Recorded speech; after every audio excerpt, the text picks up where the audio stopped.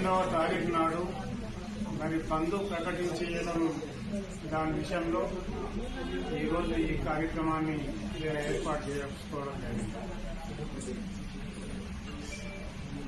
మన జిల్లా JAC committee నిర్ణయించి అన్ని కులాల నుండి ఈ కమిటీలో మహిళలను అన్ని కులాలతో కలుపుకొని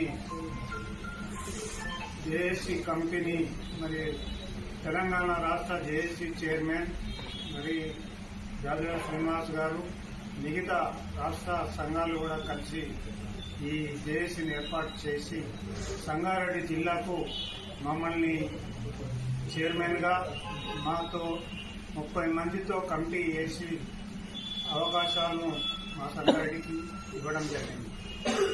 ఈ సంగారెడ్డి కేంద్రమైన సంగారెడ్డిలో ఆర్టీసీ బస్ డిపో, వ్యాపార సంస్థలు, పెట్రోల్ బంకులు, కాలేజీలు, స్కూళ్లు, అన్ని వ్యాపార చేస్తున్నటువంటి బిజినెస్ల వాళ్ళని, హోటల్స్ కి అందరికి కూడా మా ఒక విజ్ఞప్తి చేయదలుచుకున్నాం. మేము 42% రిజర్వేషన్ ఇచ్చి మళ్లీ కోర్టుకు పోయి ఆపేసి ఇలా సుప్రీంకోర్టు కూడా కొట్టేసిన పరిస్థితుల్లో బీసీల పరిస్థితి దిగజారిపోతున్నారు.